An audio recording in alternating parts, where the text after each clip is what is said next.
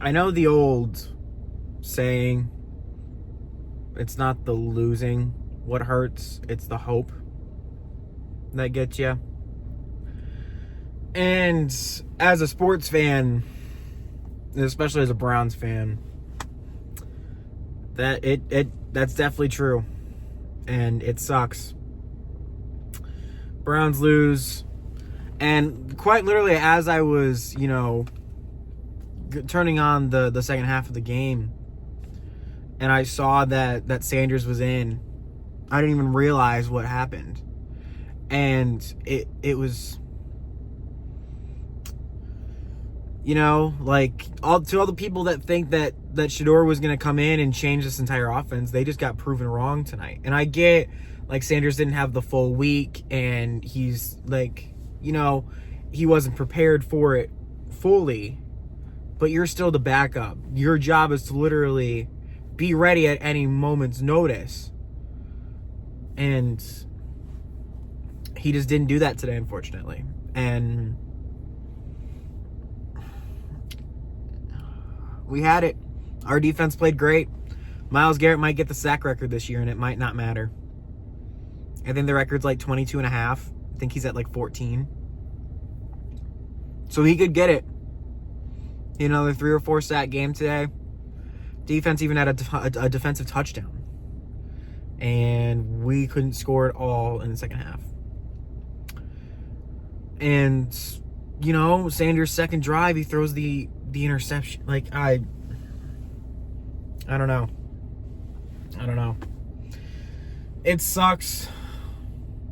And that was bad. The fact, this wouldn't have been that bad, and I still will hold true to the fact that it's hard to beat the Browns at home if you're an AFC North team. If you're the Ravens, if you're the Steelers, if you're the Bengals, it's hard to beat the Browns in Cleveland. And that's a really good, and that's because of the culture created by, Myles Garrett and Denzel Ward and Wyatt Teller and, Joel Bitonio and all those guys that have been here since, 2017, since Baker's rookie year, basically. All those guys that are still here from that team have built up that culture where no matter what team in the AFC, and especially the AFC North, I'm not going to say that we're hard to beat at home, at all, but even though it is hard to go on the road in the NFL and any football, really, where there's a hostile environment, and win. It's hard to do that. And the Browns have been really good at protecting their home field. And unfortunately, it hasn't been good the last 2 years. Remember, only 2 years ago, the Browns only had one loss, and it was against the Baltimore Ravens when DTR was in there, and the offense kind of looks like it does now, where, we were struggling to get a first down on a drive, And it just kind of feels that way. And even now that the Browns were kind of, expecting that this year, and the defense is doing what the defense needs to do, I don't know. It wasn't the hope. It was the hope that killed us last year. It was the fact that throughout the entire offseason, analysts and people that cover the Browns and us, we all thought that in last year the Browns were going to be in the playoffs again and might even be Super Bowl contenders with a healthy Deshaun Watson coming back. He went 4-1 as a starter. Only lost the Steelers game in Pittsburgh, which is notorious for being a game that's basically impossible for the Browns to win because they cannot get out of their own way. What can go wrong in Pittsburgh will go wrong. So that game is always hard.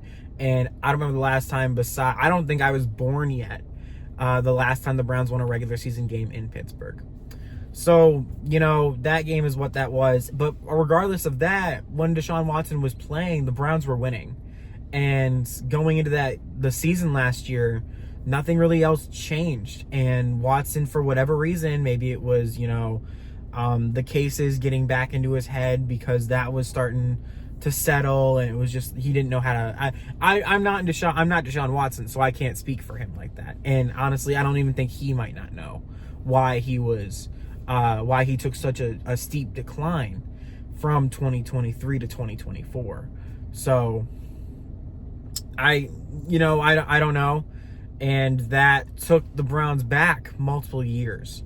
We invested so much money in Deshaun Watson and thought that we were going to get a top 10 quarterback, and he wasn't. And he's not even a top 20 quarterback, really. He's not. He probably not is not even top 25, honestly. So and that just put the Browns back, especially on the money that we could spend offensively, when on defense we have the guys that hold this defense together, like Denzel Ward, like Myles Garrett, up until last year, like Zadarius Smith, who was on the other side of Garrett, and JOK before he got injured. He was one of those pieces. And I'm not counting the rookies this year because they have not been here before. So those pieces. Grant Delpit is another one. So, it's all that, and we have all these players that we are spending money on the defensive side of the ball. We give Deshaun Watson that contract, and it just did not work. And the Browns have got to suffer the consequences for that. And unfortunately, it felt like we've been doing that forever. So I got the reason why people wanted to fire Kevin Stefanski last year. I was not a part of that. I thought that because everyone, we were all hurt because the hope that we had going into that season, and then it turned out that we were going to be a 2 or 3 win team when we were expecting a playoff berth again, especially after how 2023 ended. And it didn't turn out that way, and the season felt so long. I remember last year not even watching the last half of the Browns season because it was just, there was no point. And it's the hope. The Browns gave us hope in this game today, and they showed life, and especially with Dylan Gabriel, they showed life. But as soon as he went out, and I know people are not going to want to hear this, but the offense did look better when Gabriel was under center. So maybe that changes next week. More than likely, Gabriel will be out next week against Vegas. It is going to be in Vegas. So maybe with the full week and Sanders getting the starting reps and getting more chemistry with, his O-line and his receivers and David Njoku, who did not have a catch, I don't think, all game today. Fanon had a drop catch. He also had a really good one, which is good that we can now throw over the middle and throw over the linebackers, which is not something that Gabriel was really doing. Now, I will say that Sanders is going to be a bit of a ballerina, and he's going to probably want to make some plays, but against a team like the Raiders, who have Max Crosby, you're not going to be able to do that. Against a team like the Steelers, who have TJ Watt and Cam Hayward, you're not going to be able to do that. All these teams are going to have good guys on the defensive line that you're not going to be able to spin out like you did last year at Colorado when you were playing a Utah team or that was not very good, or any of the lower classification Big 12 teams that Colorado did play on their schedule. And that's not a shot at Colorado. It's just, every quality team that Colorado played, Colorado was not good. They never won. The quality team, I guess we could say at the time, was their quality win was, TCU. After they won the national championship that week 1, when that was Deion's first game and Shadur's first game, and TCU did not turn out to be a very good team that year. So Shadur's never beat a ranked opponent. He never won a bowl game. So the fact that people thought that he was going to be this franchise guy was just untrue. He's a project, and of course there's other things on this defensive line, or not defensive line, this offensive line, and these receivers and the tight ends that need to be addressed, especially on the offensive line. And this offense just needs to be revamped, and that's why now I'm I'm on the fire Kevin Stefanski train, because I just think we need a factory reset on the offensive side of the ball.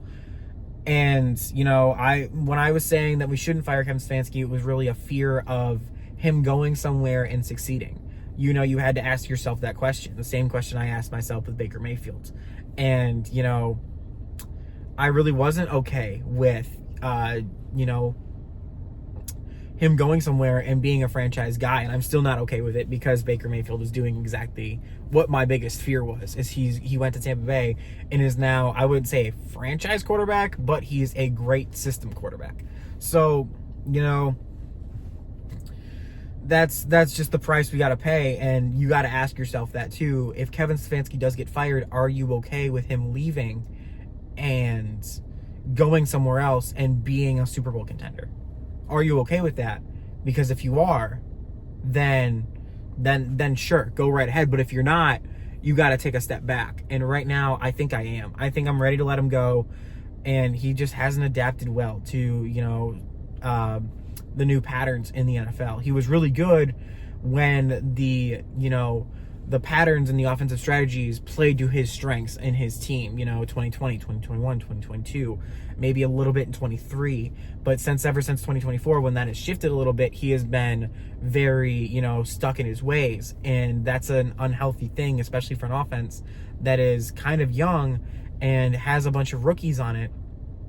And they're going to get discouraged. And you could see Sanders on the sideline. He looked tore up about that loss. And I did see Wyatt Teller. I did think that the Ravens were I think he was either complaining to a hands to the face or an offsides penalty. But the Ravens were jumping offsides and having false starts all game, and the rest were not calling it. So it is what it is. It sucks, but this is going to be it. So now that the Browns did lose this game, we got a shot at Mendoza. We do. And Mendoza can still play like he's been playing. And, Indiana's got one more game left, and it's against Purdue. And then they're going to the Big Ten Championship because they're more than likely going to beat Purdue. So they're going to go to the Big Ten Championship. So they're going to have a national scale.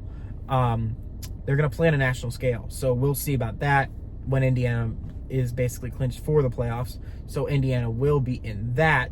But, you got to see. So that's going to do it for today. I will be back next week. Ohio State is at home for Senior Day. And it's the game before the team up north. And I'll be in Ann Arbor that week. So, until next time, go Dogs.